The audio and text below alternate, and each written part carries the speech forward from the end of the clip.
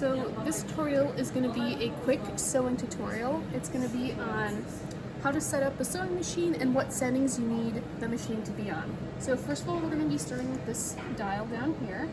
This is going to be the one that you use the most, so it is the most important. As you can see, it goes from 0, 1, 2, 3, 4. This means millimeters and stitches. That indicates 1, 2, 3, 4 in terms of the size of the stitch that you're getting. Normal good stitch to have is about like 2.5, but if you want, you can go ahead and go for 3. Obviously, the wider the stitch, the less secure it is, and the tighter the stitch, the more secure a garment is going to be. So I usually just have mine set on 3. I just happen to like that setting, but you can choose whatever you want. The second one up here is a little more complicated. As you can see, it has all of these different letters on it. Each letter represents a different kind of stitch. However, you probably aren't going to use any of the stitches past like D. So the most important ones to know are A and B, which are basically the stitch that is in the straight position, straight sewing stitch. That's mostly what you're going to be using, and occasionally you're going to use C or D, which is a zigzag stitch. This dial up here starts on 5. 5 is sewing straight in a line, and then 0 is the biggest width of the zigzag. So this is on 5, and then here's what happens when I go to 0. And that's 0. That's the widest zigzag stitch, but normally you're just going to keep this on 5 for a typical straight stitch. Then this one over here, you aren't going to have to touch much at all. This is the tension for the thread.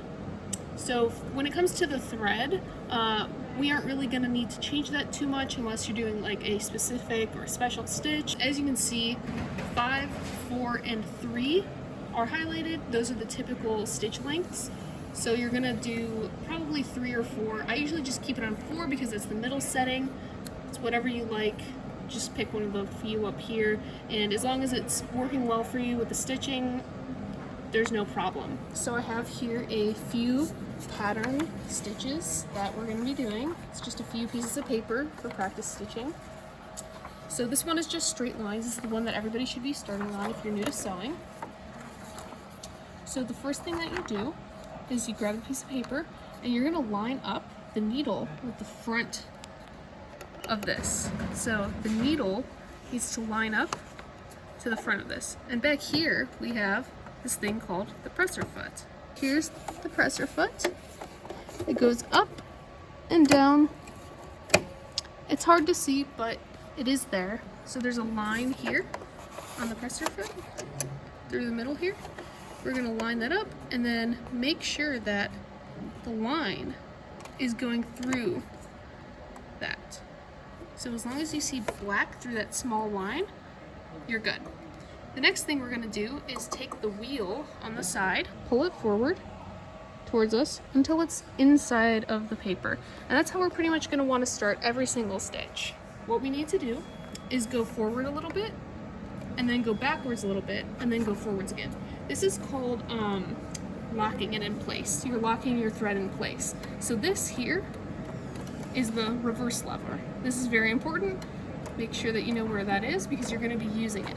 So the next thing I'm going to do is take a look at the presser foot down here. You're going to gently press on this. Gentle pressure.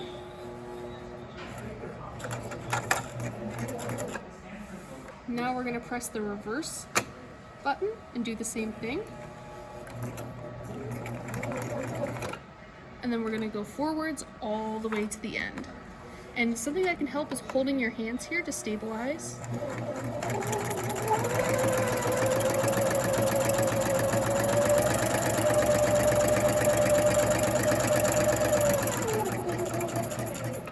And as you get to the end, you're going to press the reverse stitch again. Go back a couple, and then go back forwards a couple. The fabric, you should have a little tail, and on the side here is a thread nipper. You just put it around here and pull it. It's very convenient and easy to do. And as you can see on here, we did a pretty straight line from the top to the bottom. And what's important about this is that there should always be a back stitch and a front stitch on every single one. Now, if you're doing this and you find that the sewing line is starting to go off, feel free to correct it by moving the paper. The next thing we're going to be teaching is circles. So here's the sheet for circles. This is the next sheet we're going to be doing. Circles are much trickier to do on a sewing machine because obviously sewing machines are meant to go straight. So when we start on this one,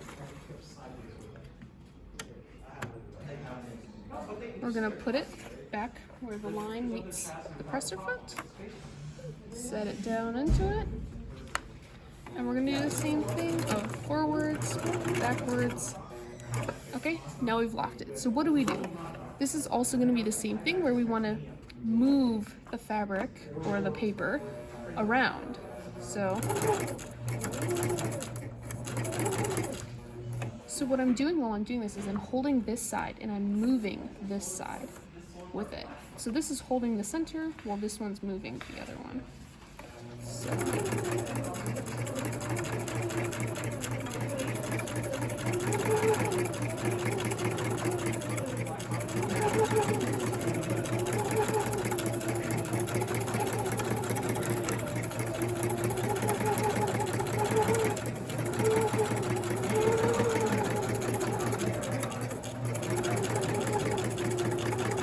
As you can see, I went a little bit off of the line there, and all I had to do was just correct it by moving the fabric back, right? And once we get back to the beginning, we meet up with the other one, we go back, forwards, and that's it. We're done with sewing the circle. We can take the needle out and then nip the threads again. And that's all you do for sewing a circle. It's all about the manipulation of the fabric and how you're turning it. If you're struggling with this, make sure to practice this big circle first before going in. So if you're unfamiliar with doing sharp turns, here is where we are going to begin. Just like all of the other ones, we're going to put the presser foot down, pierce the fabric with the needle. As long as we see that they are lined up, we're good. And then we just go forwards, backwards, forwards, and we start everything just like normal. And I'll see you when we get to this part down here.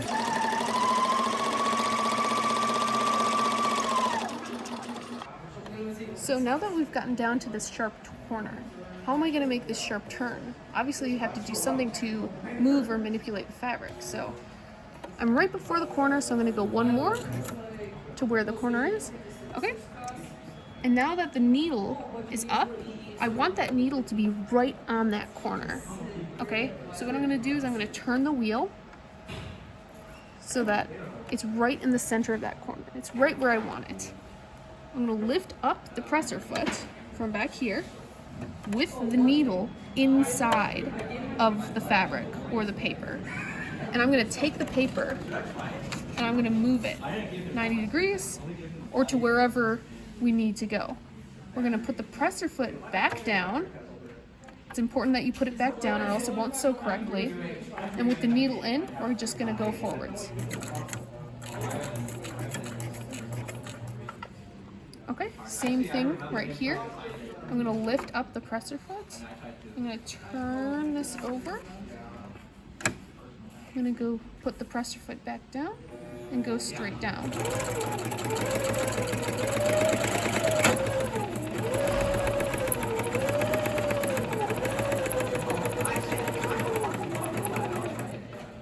Right. I'm going to put the needle back down into this, lift up the presser foot, and repeat. Of course, make sure to backstitch before every single end and beginning of a stitch.